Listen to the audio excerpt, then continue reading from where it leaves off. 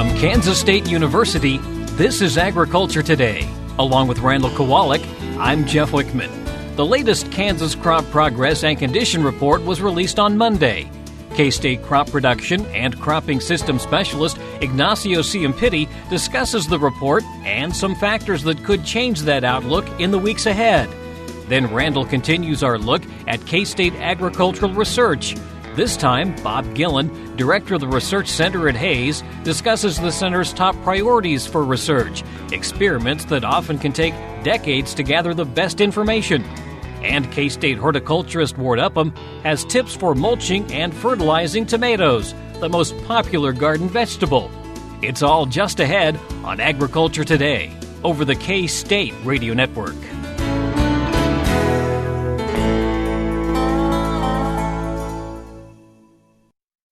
When a thunderstorm approaches, follow these safety tips. Lightning, known as the underrated killer, usually strikes the tallest objects, so avoid standing beneath trees or other isolated tall objects.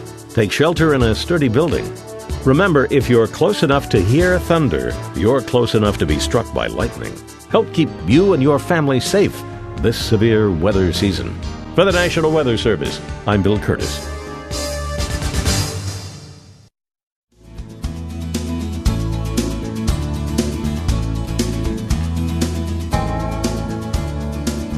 This is Agriculture Today. Well, the latest Kansas Crop Progress and Condition Report came out on Monday. Today, K-State Crop Production and Cropping System Specialist Ignacio Ciampitti discusses what he's seeing in regard to Kansas corn, soybeans, and sorghum. The growing season is progressing. Many of the things that we did early in the growing season as planting time for our farmers is almost reaching to the end. So let me start with discussing a little bit on corn and what are the conditions. When you're looking at corn planted, we have almost 97%, we can say almost 100% of the corn. If you compare even the corn that was planted during the last 3 or 4 days, I would say most of the corn is planted in Kansas. If you're looking at the conditions for corn planted, compared with last year, we are a little bit ahead. And that tells you something of, even when we start with corn with really low temperatures, with challenges of not being able to get in the field early enough to start planting, things change very quickly and dramatically for corn and for our farmers. I would say last week of April, when we start seeing changes on temperatures, soils warming up really fast, and it's pretty amazing to see in the last probably 3 or 4 weeks how temperatures were so high. When you compare previous years, and when we discuss in corn many times, progress in the plant is related to temperature. And in previous years, we always, for our farmers to understand, we are always discussing about how much temperature requires for one leaf to appear. And many times we say, even if you go back to days, at this time of the year, usually it will require around 5 to 7 days for one leaf to appear in corn. Sometimes it might be maybe 7 to 10 days, depending on temperature. This year, in some places, due to really high temperatures, we are seeing leaves coming up in 3 days. That's quick. That is basically telling us what has been happening in the last 3 or 4 weeks. Compared with last year, temperature is quite high, and the challenge is that plant is growing really fast. All the basically delay that we have at the beginning because we couldn't enter to the field for the low temperatures, which has basically past that section. And in many situations, as we are saying today, the corn in Kansas is ahead of last year. And we are ahead, almost finishing ahead, 10% ahead compared with last year. So what are the consequences? Temperature basically is one of the main factors driven changes in corn and driven changes in number of leaves that they are appearing, how long they take for one leaf to the next leaf to come up in the plant. So what we are experiencing right now is even just recently planted corn, it will go through emergence and germination quite quickly. Good thing for many of those stands is like if you are planting late and if you have a good moisture condition, uniformity shouldn't be a problem because in many of those situations, you plant it and in many times in 5 days or 7 days after, all the plants are up perfectly. The challenges are more for the early planting times. Everyone that was kind of on the late April, early May, in those situations where temperatures were not quite there yet in many of our regions, or in situations that we are planting with too much moisture or too dry.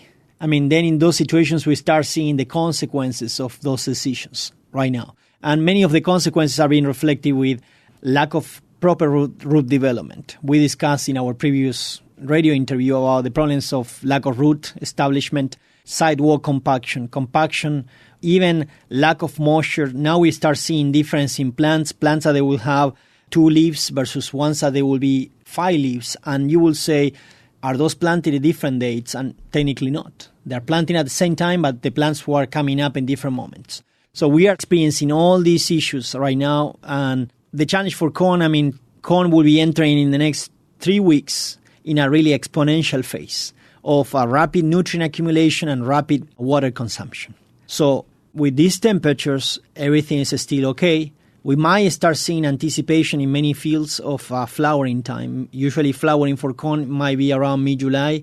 This year, based on these temperatures, we might see that the flowering will come early. And the second thing is that we will start seeing, and I have started to already see fields that they are showing some symptoms of drought. And if you are seeing too early in the season any symptom of drought, it might be connected with the lack of root development. So you go out to the field, you start digging those plants, you look at roots, and roots are not developed. Many times, even when the plants are quite small before they have 5 leaves, it's really hard to see problems with drought. We'll start seeing more issues in the next 3 weeks when we start entering into what we call the rapid expansion and the rapid growth of the plant. And then the demand for corn is really high and is going up. And then in terms of a weather forecast, we don't have a clear picture. Right now, temperatures are really high. I'm hoping that those temperatures start staying or remaining the same. The main thing that we always need to discuss very briefly on temperature, the concept of night and day temperature. So far, our day and night temperature, the fluctuation is still broad. So, we still have some nice separation between our highs of 96 or 97 and our nights that are usually around 70s, right? The challenge will be if we are entering into a situation with not really good water reservoir. Many of our soils are really depleting on water. We don't have really a good sufficient, soil moisture. And then the issue will be if we are entering into the period of really rapid demand for nutrients and water, then that could be causing our perfect storm there. So far, just to give some words of encouragement, in terms of corn, we are too early to tell. Still the plants are going okay. This is the right moment that many of our farmers will start deciding the fertilization strategies. I would say if you have a chance to split applications, always is a good opportunity because you can decide even later on what is the final rate for and potential target for corn. I think that the next coming weeks, when we get close to the end of June, weather will play a most critical role in terms of deciding and defining that potential yield. When you're looking at the rest of the crops, just to give you an update on where we are today on soybeans, compared with last year, we are already ahead. In terms of planting, we almost close to 80%. When you compare with last year, we are ahead on soybean planting time around 20-25%. So again, this year it seems that everything goes faster. In many situations was because we have more days to work compared with last year. So farmers were able to keep going with planting. Many of the challenges, will be exactly the same. Still soybeans in many of our fields, except the really early planted. Many of our fields, still the soybeans are in B2, B3. They are really small. So at this point, not really many complications. This is the moment that the soybeans will start establishing what we call symbiosis, which is the symbiosis with the bacteria, and start fixing, the bacteria will start fixing nitrogen. So still is critical for the plants. This is one of the stages. It's critical if the temperatures go too high, that type of process can be compromised. Looking at temperatures right now, I don't have a lot of concern. But, if you want to go out, it's always good to go out to the field to look at uniformity. You can look at the uniformity of plant spacing. And if you want to, also I will encourage to go out and look at roots. If a fixation was established, if that bacteria will be able to provide nitrogen to the plant, you can look at the roots. These small protuberances is very tiny, that they will be attached to the roots, and they will call nodules. And when you look at those small protuberances, when you split those, you will see that kind of a pink-red coloration. That is basically what is giving you a good sign that the nodules are active and they are basically helping the plant and fixing nitrogen. In many of our situations, farmers will go, if the process was not really well established, we will not know until almost close to the middle of August, when the plant really requires a large amount of nitrogen. And the last one, when we're looking at sorghum is similar to the rest of the crops. Of course, in terms of planting time and planting conditions, we are around 36% of the sorghum planted across the state. Last year, we were around 23%, so we're still ahead of the game. I think that one of the things, since we are just only planting sorghum at this point, again, one of the main challenges that we will have on sorghum is also to see blooming time. And many times we wanted to plant it late to avoid heat conditions. Any heat conditions or lack of water affecting the crops early in the season, it will not have the same impact than when these stress conditions are affecting the crop around blooming or around flowering time. So similarly, deciding the planting day for sorghum, it will be impacting when the sorghum will go into bloom. So hopefully temperature could be affecting a little bit, and sometimes, it's a tricky factor in the sense that, high temperatures, it will be speeding up the plant, and it can place that blooming into a much early situation that basically we want to avoid. My recommendation, is if you finish planting, make sure that you make yourself available, have some time, go out to the fields and start scouting, because this is a moment that a couple of weeks after planting, you will start seeing issues that they will be connecting with problems of planting time, compaction, nutrient deficiencies, or lack of root development. So all these potential problems that they will establish in a crop early in the season, they will require your attention. And if we can capture and be proactive, I think that we can have basically a good chance to succeed and to correct those issues. That's K-State crop production and cropping system specialist Ignacio Ciampitti. You can find more crop production information in the Agronomy Department's e-update at agronomy.ksu.edu. The new e-update will be available tomorrow. This is the K-State Radio Network. Hamburgers, roast, ribs, steak, or whatever you prefer. Beef, it's what's for dinner. Kansas cattle farmers produce 7.5 million head of cattle per year. It takes about 7 tablespoons of peanut butter to get the same amount of protein in 1 serving of lean beef. Support your local Kansas farmers and ranchers. Eat beef.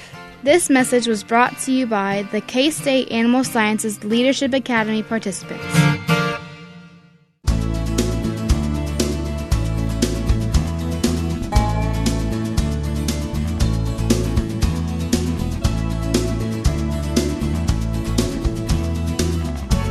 This is Agriculture Today. I'm Randall Kowalik. Yesterday, we shared a glimpse of some of the agricultural research being pursued at a couple of Kansas State University's research stations in eastern Kansas. Today, we're heading west, out to Hays, where Bob Gillen directs the Agricultural Research Center, a unit of K-State Research and Extension. And Bob, what are the priority areas of research right now? Well, one of the major priorities we have is going to be crop breeding. And so our 3 breeders, our wheat breeder, sorghum breeder, and millet, that's a continuous process that just goes on from year to year. But it's a very important one for us.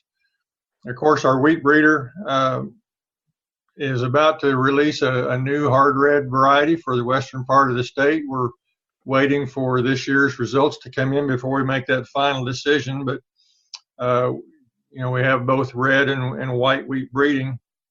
Some other things we're working on over the last several years have been the whole weed management area, and particularly in terms of herbicide-resistant weeds, primarily kochia and Palmer amaranth. And our people have been devoting a lot of time to that and been making some good progress on that, both just on our own work here and as well as in cooperation with folks on campus. We've also got quite an effort in cover crop management for the western part of the state. This has been a real topic of interest over the last several years. And so we have some very significant cover crop research going on, both in just a little bit west of Hays and also in the southwest part of the state down at Garden City. And then one final area that I would say we've certainly been emphasizing, and that's irrigation management, with continued pressure on the Ogallala Aquifer, the need to develop the cutting edge irrigation technologies that maximize the efficiency of our applied irrigation water for crop production in western Kansas. So we have some other things as well, but those are our four areas that we are really devoting a lot of time and effort to. Millet is something that people might not be familiar with. In the United States, I think a lot of us would recognize millet as the tiny, round, white seeds we find in bags of bird seed or bird feed. That's right. So we have a breeding program in pearl millet. It's associated with the Sorghum and Millet Innovation Lab, which is one of the Feed the Future labs based on the K-State campus.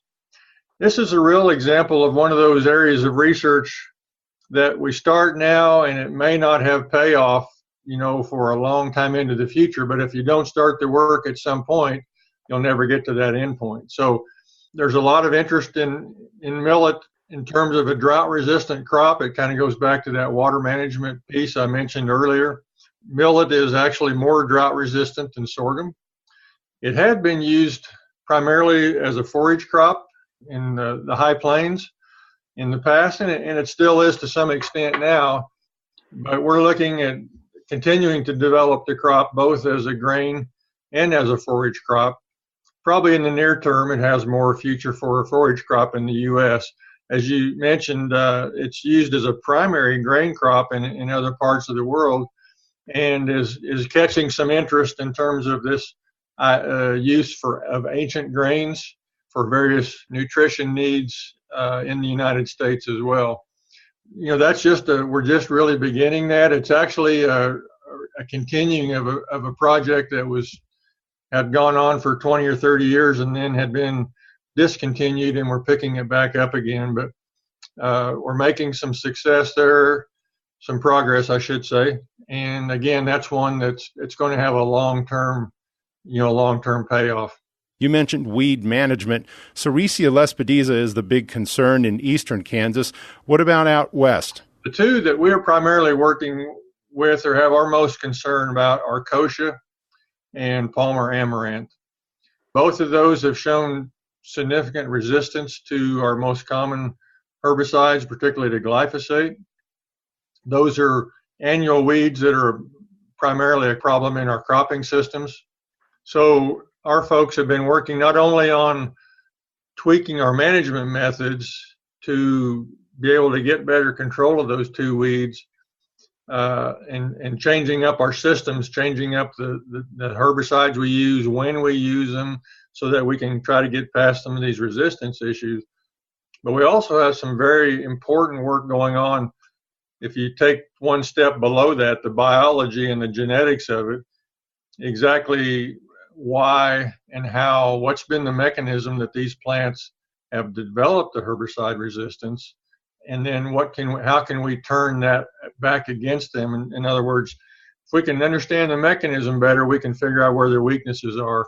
And so we also have quite a bit of work going on with that.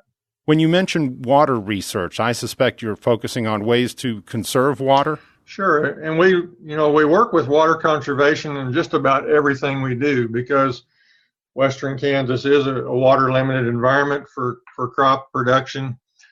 Really, almost everything we do is related to that in some way, shape, or form. For instance, a primary wheat breeding objective is drought resistance. Primary sorghum objective is drought resistance, even on the dryland situation. Primary thing we look at in terms of our cropping rotations is residue management. How do we trap the limited amount of precipitation we get, and then how do we release that back to our crop? And then in terms of actual irrigation, it's always what we're looking at here right now is how do we plan our irrigations so that we don't use any more irrigation water than we really need to optimize crop production. And that comes down to when do we apply the water? How do we apply the water in terms of the technology? So there's a couple of newer technologies with center pivot sprinklers that we're looking at on how that water is applied. One of those is kind of through what we call mobile drip irrigation. And then also, again, we develop planning tools so that producers can look at their weather reports and look at the evaporation from day to day, and then determine when their crop is going to need water. You know, back in the old days, if we had a run of hot, dry weather, then it was time to irrigate. Obviously, in a general sense, that's correct. But in terms of, you know, how much water to apply to fill up that soil profile again and keep the crop coming on in a good way was a little bit of a guess and a little bit of an art. We're trying to tighten that down a little bit to more of a science, and again, it's talking about just being able to put on the amount of water we need when we need it, and to minimize or reduce unneeded irrigations. Of course, that's going to be an economic return back to the producers because they don't have to pump the water, but the less water we can withdraw from the Ogallala and still maintain our crop production is going to be good for our overall economy in western Kansas. Looking ahead to the next couple of years, do you see any of those priorities changing? You know, really, ag research, because the year-to-year variability is so high and because it takes a while to know for sure what good results are, it's kind of a slow momentum. It's sort of, you get the big ship going in one direction and you don't turn that terribly rapidly. So the things that I mentioned earlier, Randall, are going to be, you know, continue to be our main emphases over the near term, particularly weed management and irrigation. Again, the crop breeding in general is always going to be an ongoing process because you don't just start and stop that. Once you'll never make progress if you don't just get in and keep it rolling forward. If we only did the research for 2 or 3 years, said, well, nothing's happening, we'll switch to something else, we would miss a lot of long-term trends, which are more common really than the short-term trends. In terms of, other things that I see developing out on the horizon there, you know, nutrient management is always going to be an important component for us in terms of not only, you know, I talked about water use efficiency, but also nitrogen use efficiency.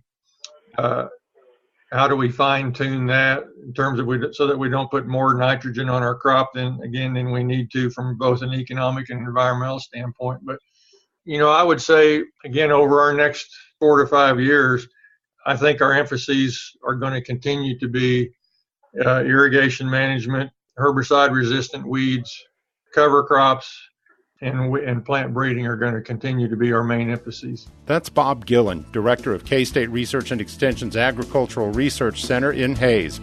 You can visit them on the web at hays, hays.k-state.edu. There's still more to come in a few minutes here on Agriculture Today over the K-State Radio Network.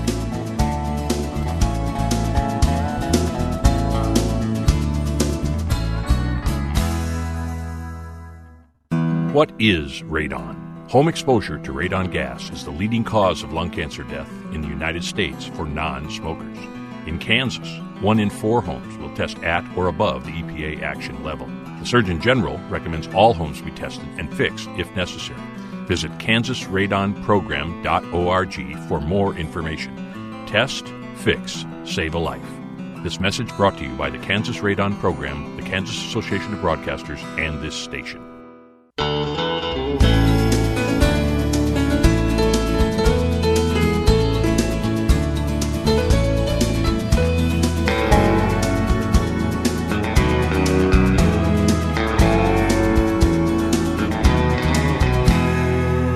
Welcome back to Agriculture Today. I'm Jeff Wichman.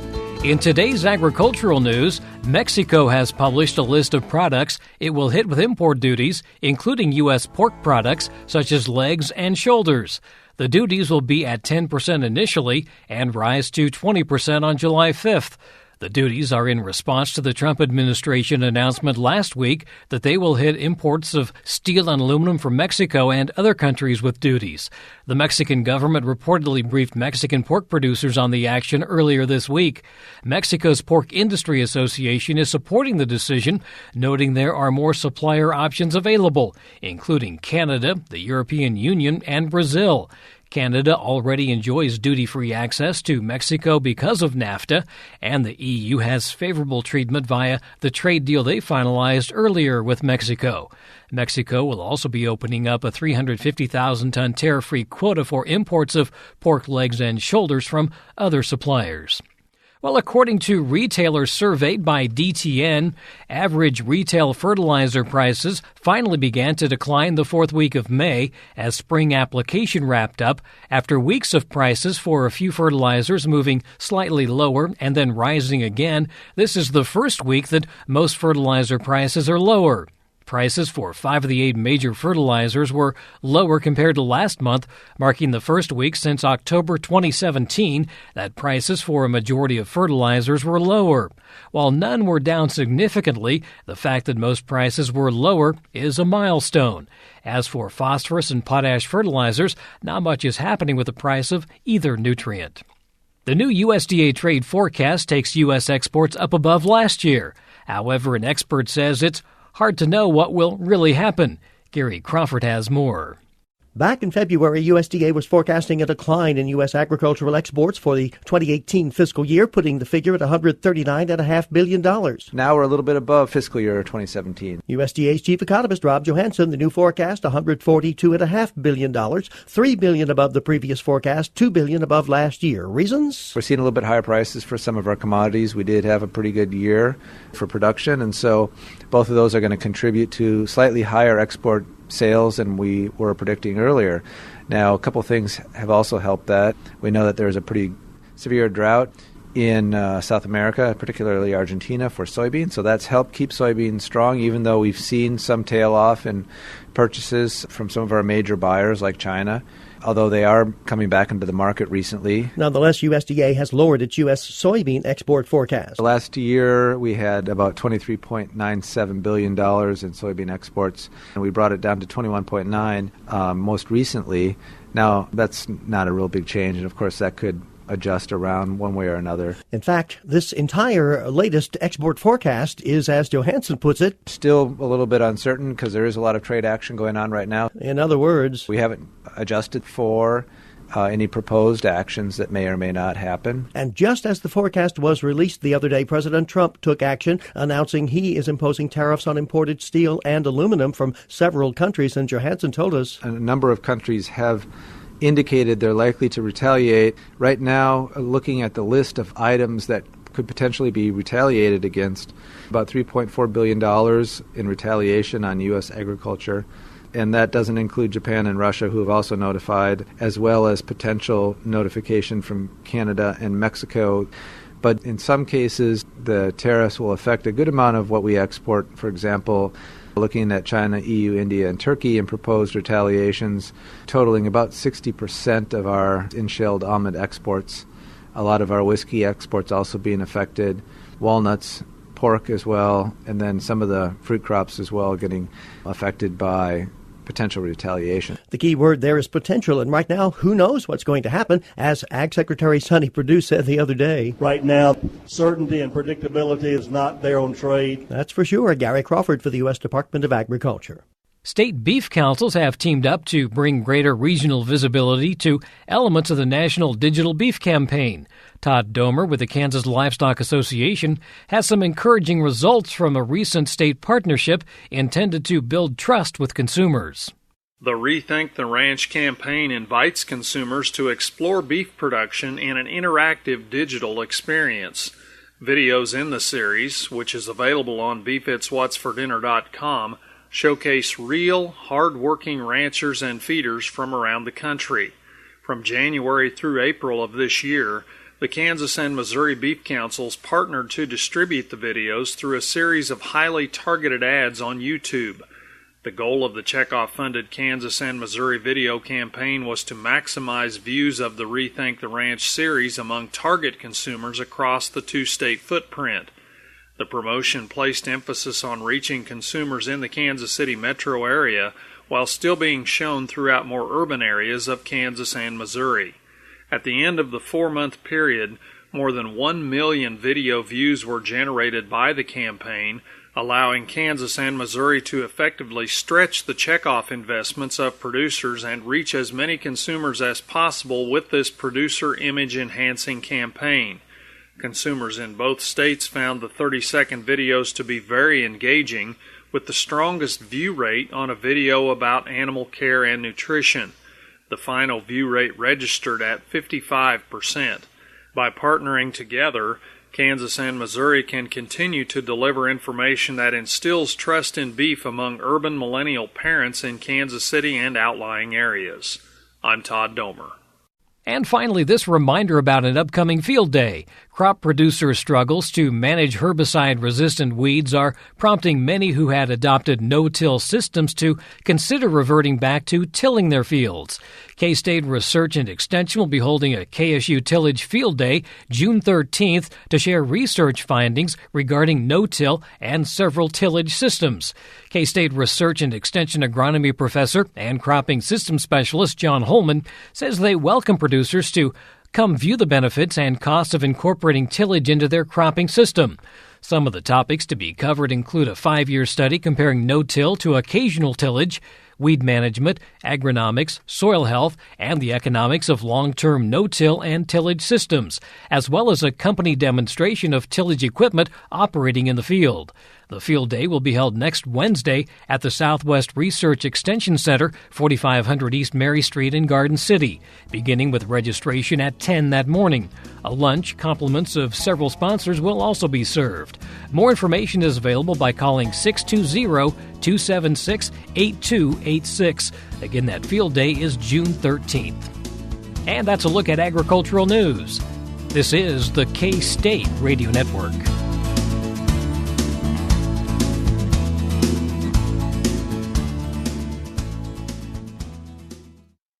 Legal and financial concerns surround the day-to-day management of the agricultural industry.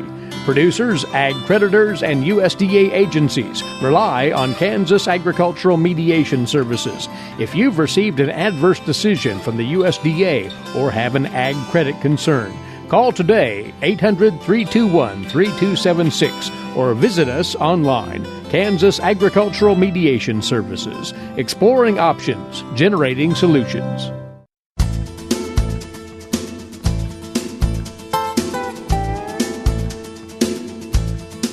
You're listening to Agriculture Today. Well, tomatoes are by far the most popular vegetable for home gardeners, not only in Kansas, but just about everywhere. In this week's Lawn and Garden segment, K-State Research and Extension horticulturist Ward Upham offers tips for mulching and fertilizing tomatoes. He says that mulching does a lot of good things for tomatoes. For example, it helps keep that soil a little bit cooler so that those roots are going to be healthier. It helps with weed suppression and also just preventing the formation of a hard crust if you ever do get a good heavy rain. And if you get a hard crust, that cuts off the oxygen supply to those roots, as well as if we get another rain after that, it tends to roll off. And so mulching can provide a number of good benefits for our plants. There are a number of different types of mulching products out there. Are there any recommendations? Yeah, so you can use a number of different things. Like, for example, hay or straw is very common. It works well. Sometimes you have to deal with any weed seed that is in that mulch, or even volunteer grains that may be carried over. If you have a lot of those problems, some people will spread out their mulch in a different place, allow that seed to germinate, and then move it to where their tomatoes are. Also, grass clippings are often used. The only thing with grass clippings is you have to watch where they came from. In other words, if there was a weed killer or weed preventer placed on that grass, you have to wait until about the fourth mowing after that in order to use it. And if there is actually a crabgrass killer, not preventer, but killer, you won't want to use that on your tomatoes. that is a chemical that lasts for a long time, and it will cause problems for your tomatoes. So most of our weed control products, wait until the fourth mowing, but if it's a crabgrass killer, don't use it at all. What about depth for the mulch? About 2 to 3 inches is what you're looking for. And if you're using those grass clippings, make sure you go no more than an inch or two, just because they can mat. If they're still wet, they tend to mat, and then everything rolls off. Some people actually dry them first and then use them on the vegetable garden. But as long as you go with a slight layer, you'll be fine. If you're doing container gardening, is it also advisable to do some mulch? It doesn't hurt anything, and it will keep that soil a little bit cooler if it's in an area where you get sunlight actually on the soil. Another thing to cover this time of year is fertilizing tomatoes. And again, just like everything, there are do's and don'ts. And the big mistake people usually make with tomatoes is they over-fertilize. If you give tomatoes too much fertilizer, you get a nice big plant, but you don't get any fruit. And so if you've had that in the past, that's been the problem. And so we need to be careful how much we fertilize. Now, that doesn't mean they don't need any fertilizer. They do. And so normally we're going to fertilize before those plants go in the ground. And then we're going to fertilize them 3 more times if you want to get production all through the season. And so we have to time those then? Yes, you do. And you time it by the stage of growth of the plant. And so that first, what we call side dressing, is going to go on when those fruit are about full size, but they haven't turned color yet. And then the second side dressing is going to go on about 2 weeks after we pick that first fruit. It's going to be about a month after that first side dressing. And a third side dressing is a month after the second one. And so we have a total of 4 fertilizations, 1 before planting, and a side dressing when you have full-size fruit, side dressing 2 weeks after you have ripe fruit, and a side dressing 1 month later. If you do that, you're not going to over-fertilize. Just make sure you watch the rate of that fertilizer. And really, all those side dressings, what you need is a fertilizer that's high in nitrogen. Now, that can be a little bit hard to find, and what I normally recommend people do is use a lawn fertilizer. Now, just make absolutely sure it has no weed preventer, no weed killer, no weed and feed, nothing like that. It has to be just the fertilizer. And you're looking for a fertilizer that has about 25% nitrogen. If you look at a fertilizer bag, there's always 3 numbers. And so you want that first number to be right around 25%. For example, 25-0-6, 24-0-4, 28-4-4. Those are examples of those types of fertilizers. With that much nitrogen, you want to apply about 1/3 cup for every 10 feet of row. So 1/3 cup about every 10 feet of row, and make that application about 3 feet wide. That'll make sure that the roots can get all that fertilizer and make good use of it. And this fertilizer does make a huge difference. It does.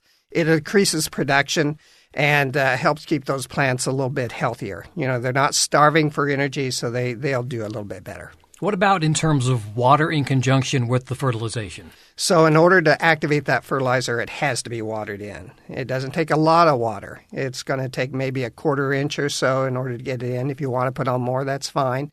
But it needs to be actually dissolved so those roots can take it up.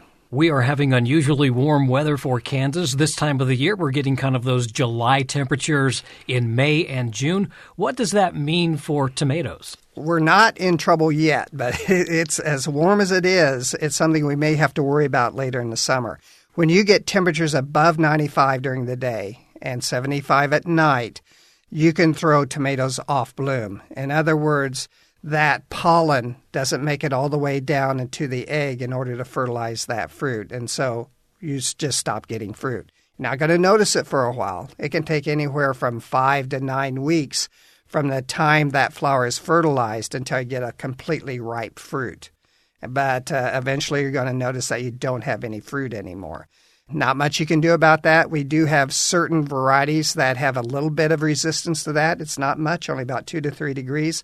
Florida 91 is a very common one that does have that heat stress gene. In other words, it will take a little bit more heat. But don't expect miracles. It makes a difference, but not a big difference. Is that one of the reasons why we suggest that people stagger some of their plantings? They can. You can. In other words, sometimes people will plant tomatoes early, then they'll plant a later crop, and it's mainly just so that they can get the fall tomatoes. A lot of times our tomatoes we plant in the spring may be so disease-ridden by the time we get into fall, there's not much left.